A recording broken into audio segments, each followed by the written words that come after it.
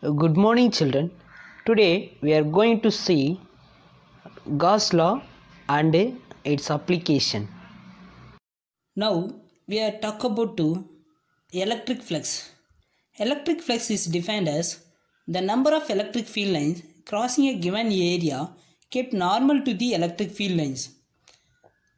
Dear students, simply say about total number of electric field lines passing through the given area. Now listen student, consider the point charge plus Q which produce an electric field around it. Now taking a two rectangular area of the surface A and B is placed normal to the electric field. Both of the area of the surface is same. Now listen student, the total number of electric field lines crossing the rectangular area in region A is more than compared to in region B. Now listen student, how many number of electric field lines passing through the region A? 1, 2, 3, 4, 5. 5 lines, electric field lines is passing through the area. Now this region only 2 electric field lines is passing through the area. So student, in region A, electric flux will be more compared to in region B. Therefore, electric flux in region A, phi A is greater than phi B. Phi A is more electric flux, phi B is less electric flux. So student, the electric field strength for a point charge plus Q decreases as the distance increases. Are you clear children? Electric field is decreases. Electric field is decreases. Electric field is decreases. Distance will be increasing distance. Electric field increases will be distance decreases. Are you clear children? Now electric flux for a uniform electric field. Electric flux for a uniform electric field. This is uniform electric field. We can take a surface area A is placed uniform perpendicular to the uniform electric field. Perpendicular to the uniform electric field. Now n unit vector normal component is acting perpendicular to the area. In this case of electric flux, phi A is equal to EA. Suppose the same area A is kept parallel to the uniform electric field. Then no electric field lines persist through the area A. Are you clear children? Now listen here. In previous case, area is perpendicular to the uniform electric field. The uniform electric field, electric lines of force passing through the area will interact with both of them, electric field and area of the surface. But here parallel to the electric field. Area and electric field is parallel. So no interact with the electric field. No interact with the electric field. This case of electric flux 0. This case of electric flux 0. Are you clear children? If the area is inclined at an angle theta with uniform electric field. This is original uniform electric field E. But we can take some angle. Area of the conductor, we can take some angle. This is an electric field with an angle theta. This is normal unit vector, n unit vector. So student, this theta resolving in two component. One is parallel component, another one is vertical component. Parallel component will not contribute to the electric flux. Only vertical component will contribute the electric flux. The vertical component is nothing but cos theta. Parallel component is nothing but sin theta. So student, in this case of electric flux, phi E is equal to E cos theta into A. Therefore, phi E is equal to EA cos theta. In vector form, phi E is equal to E vector into A vector. A vector is nothing but A area and N unit vector perpendicular to the area. Definition for electric flux. Phi is equal to E vector into A vector or EA cos theta. What is the definition of electric flux? The number of electric field lines crossing a given area kept normal to the electric field lines. So, in these two cases, phi is equal to 0 and phi is equal to EA cos theta can be obtained as special case. Case 1, phi is equal to E cos theta. In this case, first case, phi is equal to 0. Here, the normal unit vector, N unit vector, is perpendicular to the uniform electric field.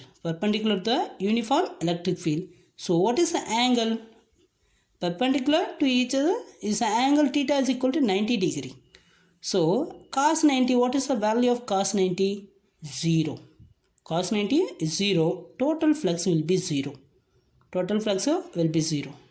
Now, here, N unit vector and electric field both are parallel. What is the angle? Theta is equal to 0. Now, theta is equal to 0. Cos 0, what is the value of cos 0? So, phi is equal to maximum flux. So, EA. Are you understand, student?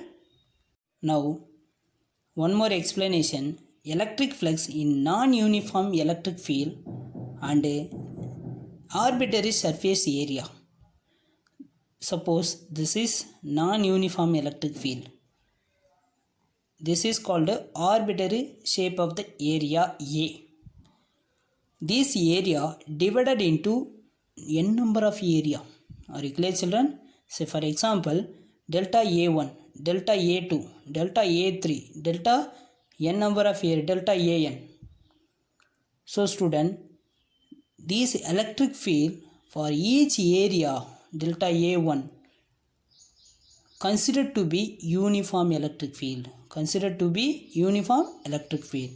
So total electric flux entire area A is given by phi is equal to E1 vector delta A1 vector plus E2 vector delta A2 vector plus n number of vector. These are E vector into delta AN vector. Therefore, summation of n number of area I is equal to 1 EI vector into delta AI vector. By taking this value, delta AI vector tends to 0, the summation in equation becomes integration. The total flux for the entire area is given by phi is equal to integration of E vector into dA vector. It is clear that electric flux for a given surface depends on both the electric field and the surface area and the orientation of the surface with respect to electric field. Now, we are going to start with electric flux for closed surface. In this previous section, the electric flux for any arbitrary curved surface is discussed. That relation phi is equal to line integral of E vector into dA vector. So student, now consider a closed surface A in a non-uniform electric field. Consider a very small area dA on the surface. The direction of dA is drawn normal to the surface outward direction. The electric field over ds is supposed to be a constant E vector. Therefore, E vector and dA vector make an angle theta with each other. So student, the total electric flux over this closed surface is given by phi E is equal to closed integral E vector into dA vector. Now this relation compared to previous relation. This is called previous relation. Electric flux is equal to line integral of E vector into dA vector. This is any arbitrary curved surface.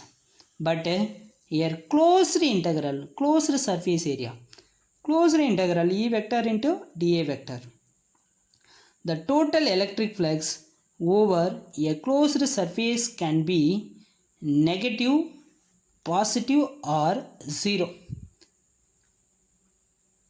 One area element, we can take one area element, the angle between dA vector and E vector and is less than 90 degree. Less than 90 degree, then the electric flux is positive. Then the electric flux is positive. And another aerial element, the angle between dA vector and E vector is greater than 90, then the electric flux is negative.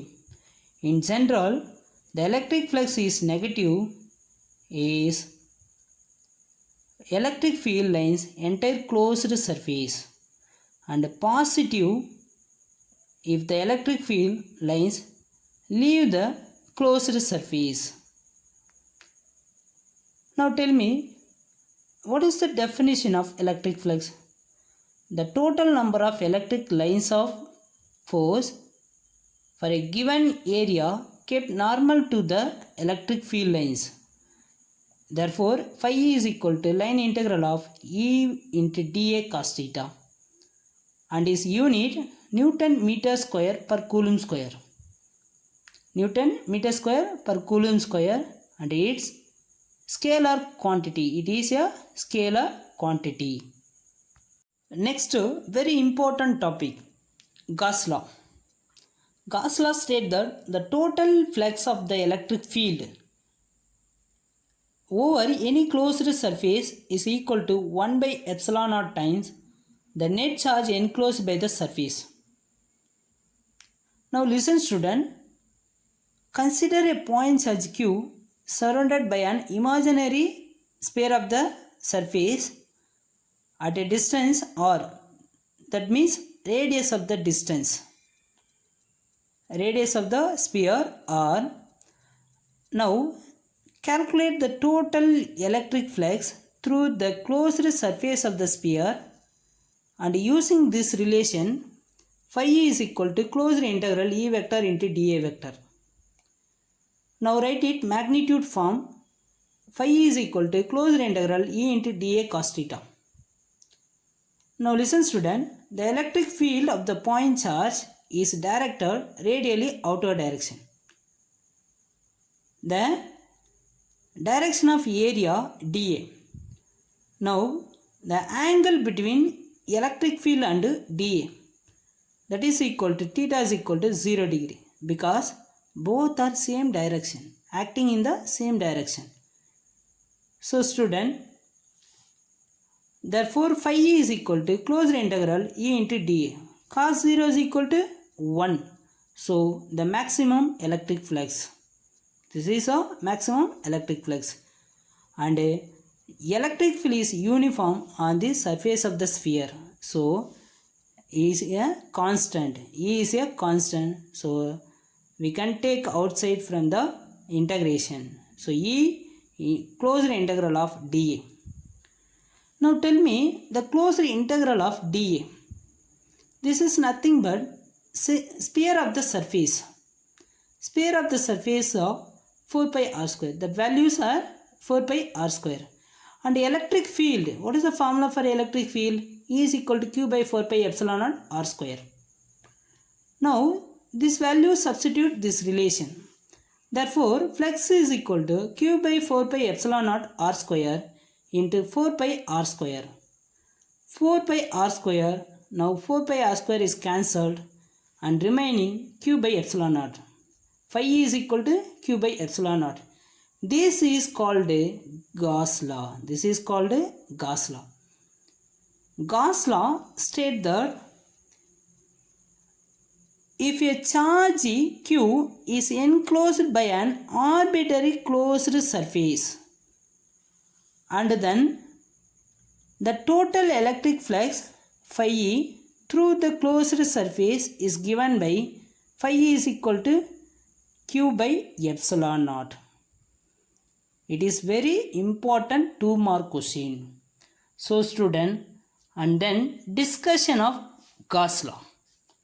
The total electric flux through the closed surface depends only on the charges. Total electric flux is closed surface only depends on charges enclosed by the surface, and the charge is present outside. The surface will not contribute to the flux, and the shape of the closed surface, which can be closed or choose an arbitrary area. The total electric flux is independent of location of the charges inside the closed surface. And last discussion, the electric field E vector is due to charges present inside and outside the Gaussian surface, but the charge q, enclosed charge q, denote the charge which lie only inside the Gaussian surface.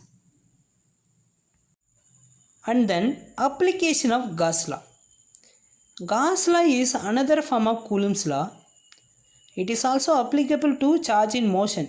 Because of this, Gauss law is treated as much more general law than compared to Coulomb's law.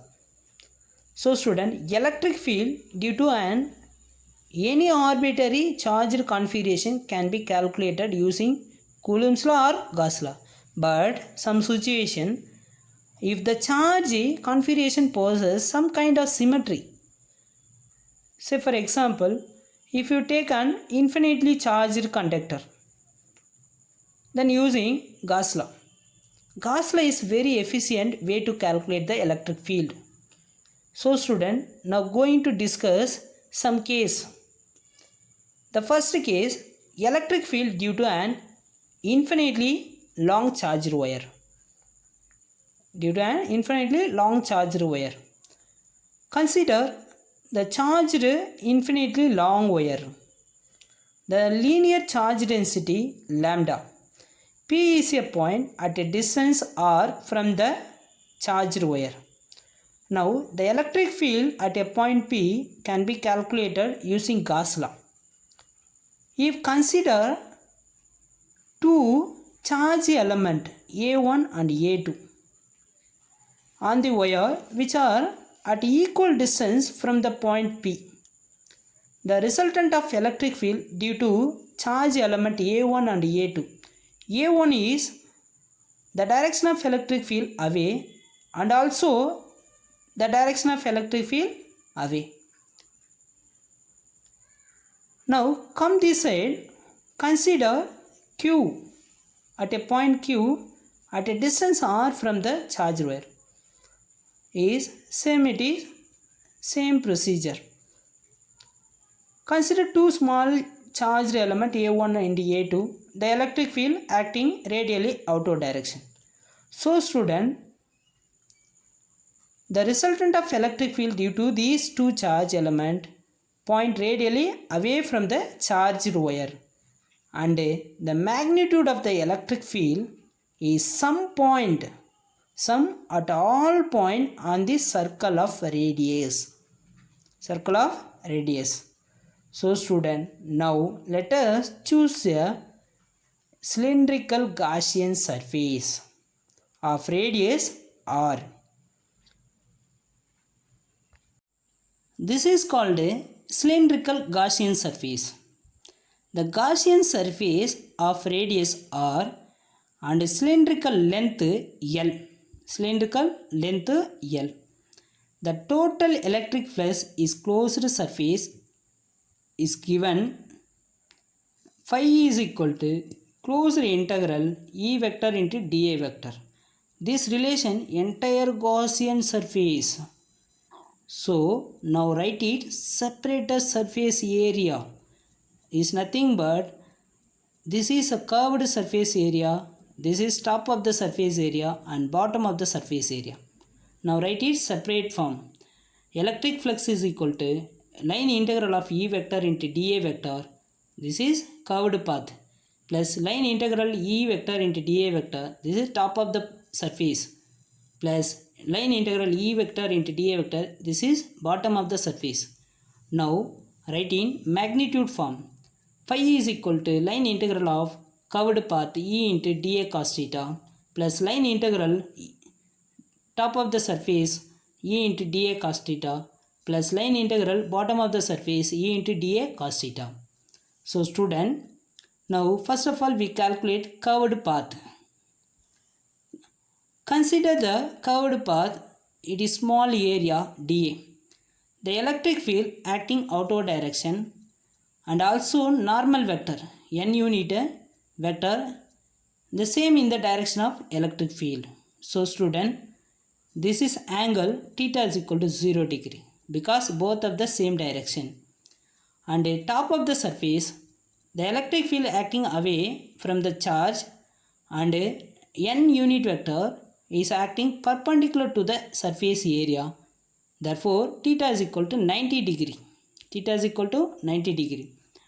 And one more thing, bottom of the surface, consider a small area, the electric field acting outward direction, normal vector n unit vector is acting perpendicular to the surface area, theta is equal to 90 degree. This value substitute in this relation. Therefore electric flux integral of curved path E into dA cos theta. Theta is equal to 0, cos 0 is nothing but 1. Therefore total electric flux integral of curved path into dA.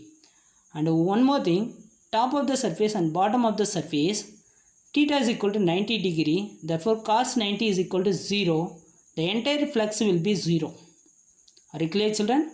Okay. Now the integral of E into dA, that is equal to electric flux and also Gauss law, that is equal to enclosed charge divided by epsilon naught. Therefore integral of E into dA is equal to Q by epsilon naught. Since the magnitude of electric field for an entire curved surface is constant, E is taken out of the integration. E into integral of dA is equal to Q by epsilon naught. Now enclosed charge, therefore already we know that density, linear charge density, that is equal to Q by L, charge per unit length. Therefore Q is equal to lambda L. Now substitute this relation. Therefore E into integral of dA is equal to lambda L divided by epsilon naught. Now tell me, what is the integral of dA? The closed surface area 2 pi r and perpendicular distance L, 2 pi r L. Therefore E into 2 pi r L is equal to lambda L by epsilon naught. L cancel. Therefore E is equal to lambda by 2 pi epsilon naught r. This is called electric field due to infinity charged wire. In vector form, E vector is equal to lambda by 2 pi epsilon naught r into r unit vector. So student, this is a vector form. R unit vector is always perpendicular to the wire. So student, the infinity charged wire, that means electric field due to infinite charged wire depends on 1 by r rather than electric field at a point charge 1 by r square. Already we have discussed electric field due to a point charge Q by 4 pi epsilon naught r square. So student, the electric field is always along the perpendicular direction or unit vector to the wire. From the diagram, the electric field, this is electric field, is always along perpendicular to the direction or unit vector to the wire. Are you clear, children? If lambda is greater than 0 is perpendicular to the electric field. Lambda is greater than electric field is perpendicular to the outward direction, and lambda is less than 0 is perpendicular to inward direction. That means negative charge or minus r unit vector. Are you clear, children? So okay, these relations very important in exam point of view. So student, this equation is called a infinitely long charged wire. Electric field due to infinitely long charged wire. Today evaluation. Define electric flux, give its unit, state Gauss law, obtain Gauss law from Coulomb's law, obtain the expression for electric field due to an charged infinite plane sheet. And one more question, obtain the expression for electric field due to an infinite long charged wire.